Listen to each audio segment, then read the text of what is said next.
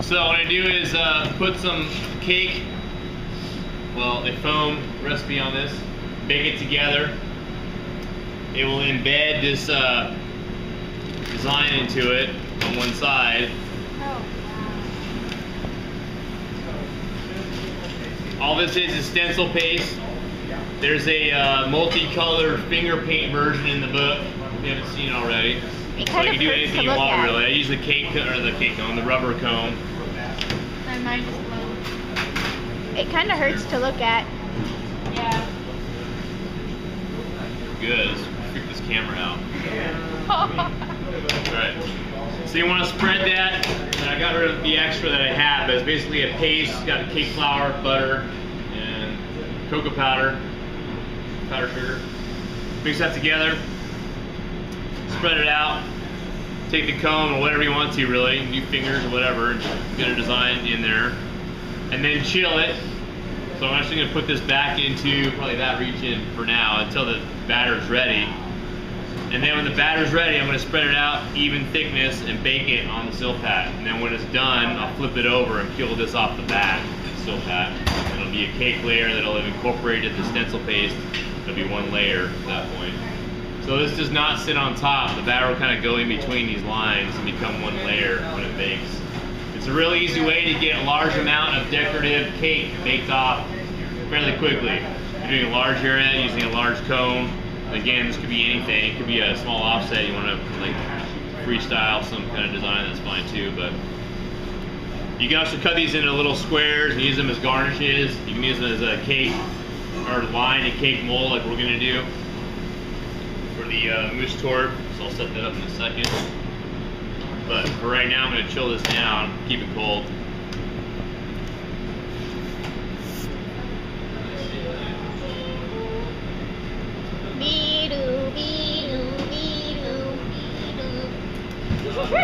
No minions. Yeah.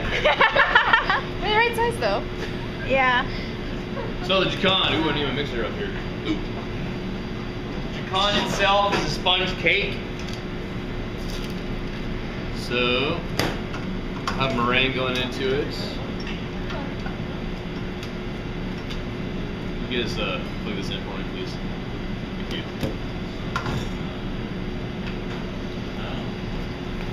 Can I switch spots with you so the... Alright, so I've got my dry ingredients mixed in here, sifted together.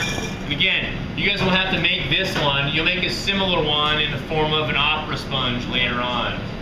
But again, this will be enough for the whole class, so you'll make something similar to this, just not this one. Okay, alright. So dry, we've got some eggs here. Once you mix them in, I'll mix them up first though, so I take less time to mix them together with the dry, so less gluten development. There's a fair amount of almond meal in here too. Alright, here we go.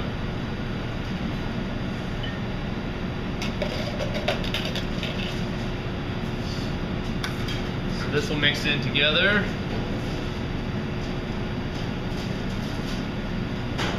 There are no chemical leaveners in this, it's all mechanical, so it's all based on the meringue that's going to go in later.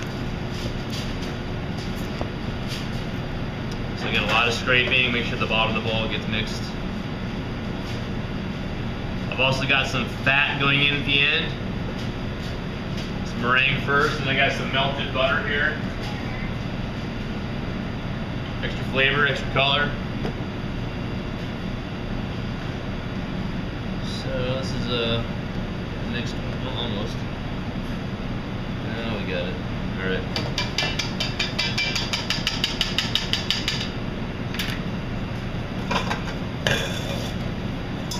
So a clean bowl, clean whisk.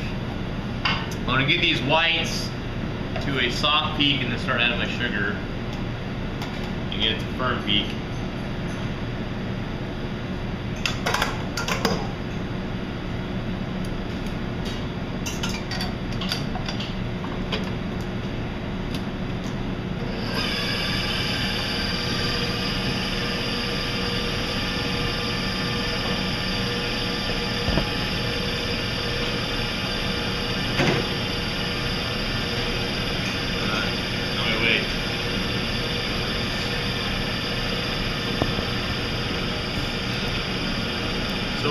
comes out after it's baked, let's back up. 425. I'm gonna check in about 7 minutes. And that's gonna be similar to the opera cake you guys will be doing later on. So it's a really quick baking cake. It's just a thin layer of batter. It's very aerated, so it doesn't take very much time, and it's high temperature too. So keep an eye on that. But when it comes out, I'm going to dust the top of it with some powdered sugar. And powdered sugar and then a piece of parchment.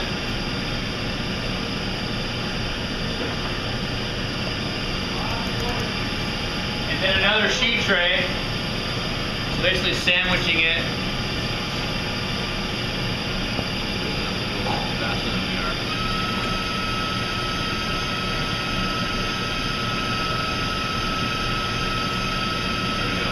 And then another sheet tray, so basically sandwich it between two sheet trays, flip it over, and this will be the same thing for the opera later on. I'm going to flip it over, whoops, flip it back over.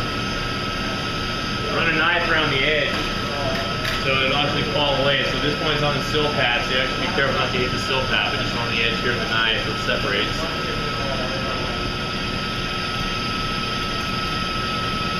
And then flip it over. And then take the back sheet tray off, the one that it baked on, take that off, and then gently pull that sill pad off, corner to corner, and I'll show you. Once that's off, you dust the back a little bit so it doesn't stick. Piece of parchment on that sheet tray, back over, so the original side is facing up again.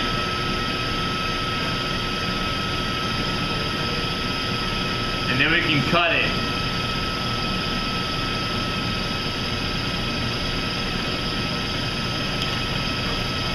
Now, because it is a thin sponge cake, it's very delicate, so we're going to handle it that way. What we need to do is, for setup anyway, is have the base. This is a 9" or a 9" round. This is a 6" round. We put it out of the corner of that flat roll cake. Remember that? Well, Eddie didn't get that. He went gung-ho and did everything in four layers or 5? How many strips you cut it into? 4? Right? So yeah, we need that cut out of the corner. That's what this is.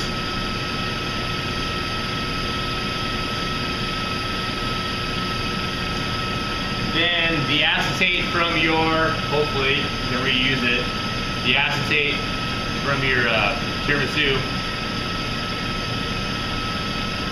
So this is mine. I just washed it off and dried it off. I want to get this pretty snug around the base here, and then tape it. Make sure that the acetate where it overlaps is flat,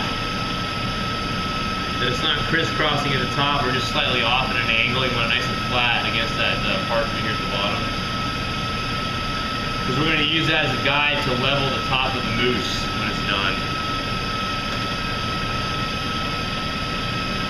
A little bit of pressure there with the tape on the seam, and then again we're going to build this like we did in tiramisu, cardboard round and parchment round. It's easier to move around when we have to move it.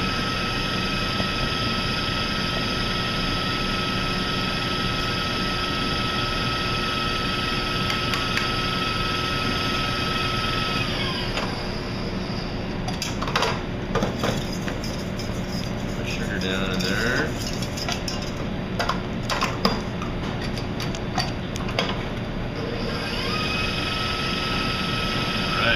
Ready to go. Once that meringue is off, fold the meringue in, and then fold the butter into that.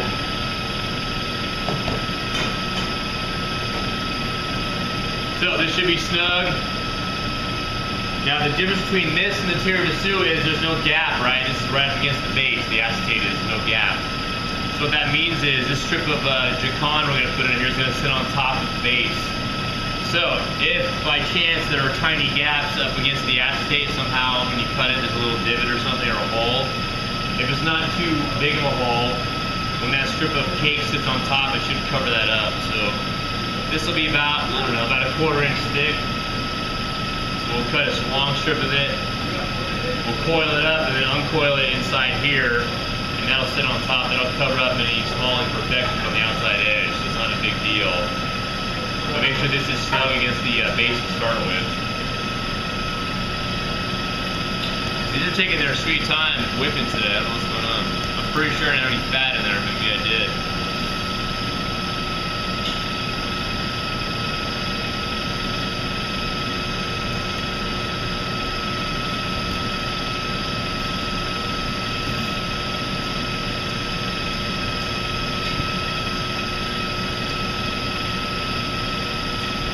Still getting volume. I think I'm gonna make it.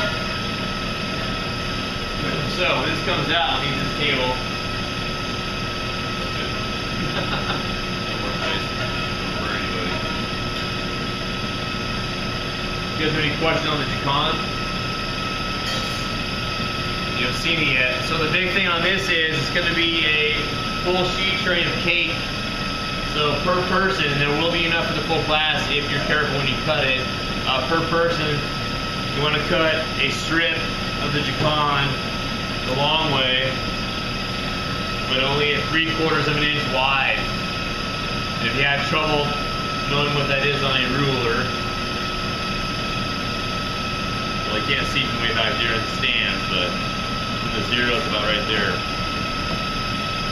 That's 3/4 of an inch, not very much. So be careful, you cut just that width and you cut a straight line. That's the other thing, make sure you cut a straight line. Then everyone will have enough to work with, so make sure you're really careful on the width. Don't cut too much. And cut it straight. So what makes this easier, and I couldn't find it, it's probably floating out here somewhere, is the yardstick, the metal yardstick. So I usually measure it 3/4 of an inch wide on this, and then I'll cut it using the yardstick and a pizza cutter. Right here. So hopefully I can find that when you guys are ready to use it. The yardstick that actually cuts the length of that. I think it's behind all the rulers in the kitchen. Yeah, you think that. Pretty sure. That's where I checked usually there today, see it. earlier today. I couldn't find it over there. Really? That's where it usually lives, but sometimes it floats around different kitchens, so I have to keep looking. So very clear on that? How wide should that strip be? 3/4 of an inch. 3 inches? No. 3/4. Yeah. All right. 3/4 of an inch. All right. And then cut straight. You know what a straight line is? I hope so. It's like this, right? The other piece of information you need to know is make sure you cater wrap it after you're done cutting it, so the next person to use it doesn't have trouble with dry cake. It's not going to bend, so it has to bend in order to fit inside this form. If it's dry, it's just going to crack it so good. So after you cut your strip, make sure it's cater wrapped. It'll be on our class card rather. So make sure it's cater wrapped when you're done, please. So I'll be considerate for other people who got to come after you and use that cake, same cake. So we're at.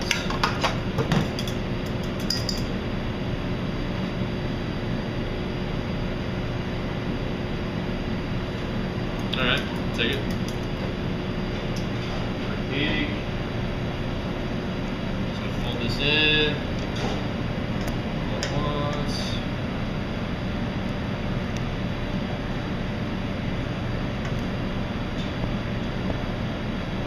Now this batter's got extra fat in the almond meal. It's got extra fat going in the form of butter. So this is going to be a really good cake.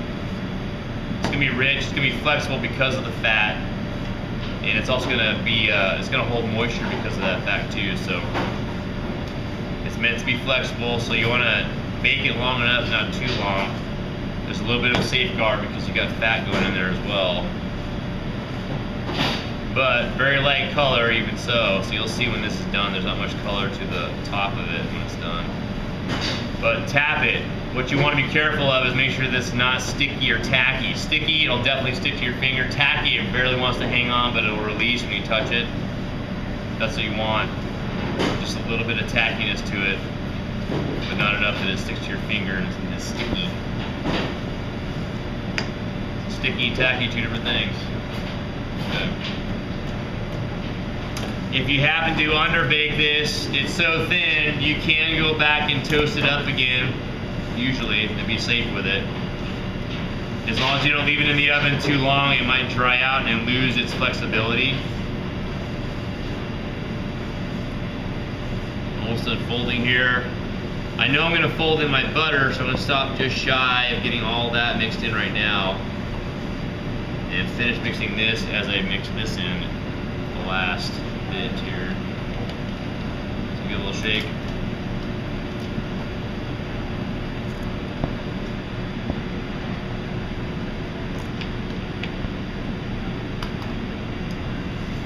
Butter's going in.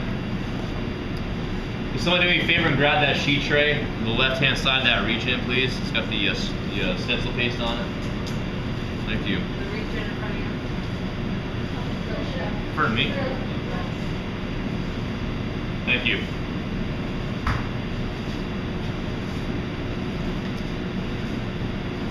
So fold the butter in. Again, scrape the sides and the spatula. Make sure it's thoroughly mixed.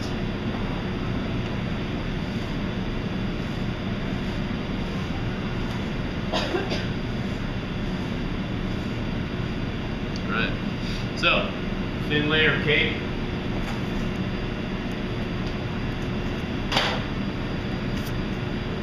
Get chilled paste so it doesn't move on you. And basically just well, not quite, the bigger version of the roll cake. And I say that because I'm going to chase it side to side, corner to corner again with it offset. Still important to think about even thickness so it bakes evenly. You don't want crackers on one side and then, excuse me, crackers on one side and then a nice thick sponge on the other. Even thickness. Now what's going to throw a kink in it is these corners of the sill pattern want to creep up the sides, so I've got to kind of allow for that, trim it off later. But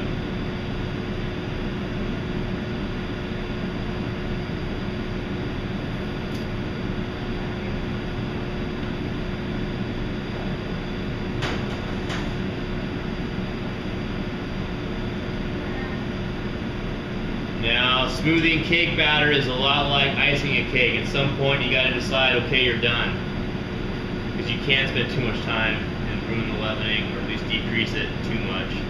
So you have to kind of decide at what point you're like, okay, I spent enough time on this. It's not going to get any better, even though I'm going to obsess over thickness and straight edges and all that jazz. Eventually, you got to be like, okay, I'm done. I'm going to bake it off, or I'm done. I'm going to put it in a case, sell it to somebody. You can always be self-critical, just don't let it stop you.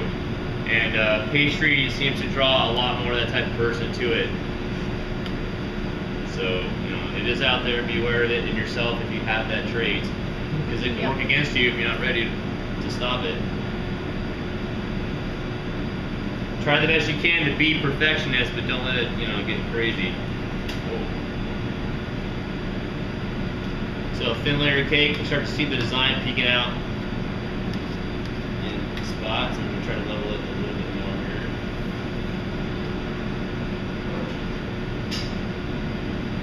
My problem is I tend to make the outside edge too thin and the center a little thick, so I'm trying to change how I hold my offset, but usually that's my problem.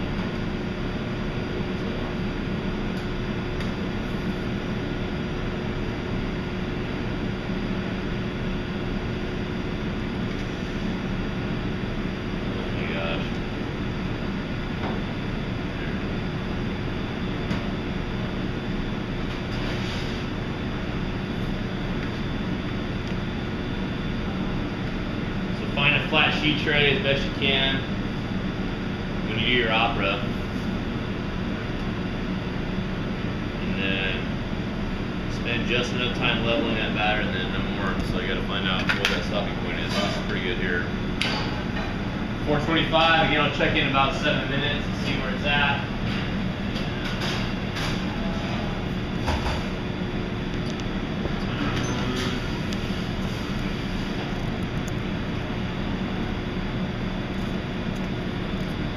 There was one early demo, I think my second class, I had the butter melted behind me and I totally forgot about it.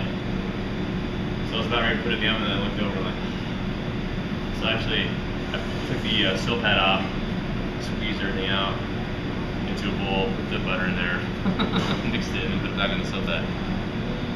Yeah, you don't want to do that. Did it turn out? Yeah, it's a little thin, but it did. Didn't save it. So it worked out, but kind of risky. So, yeah.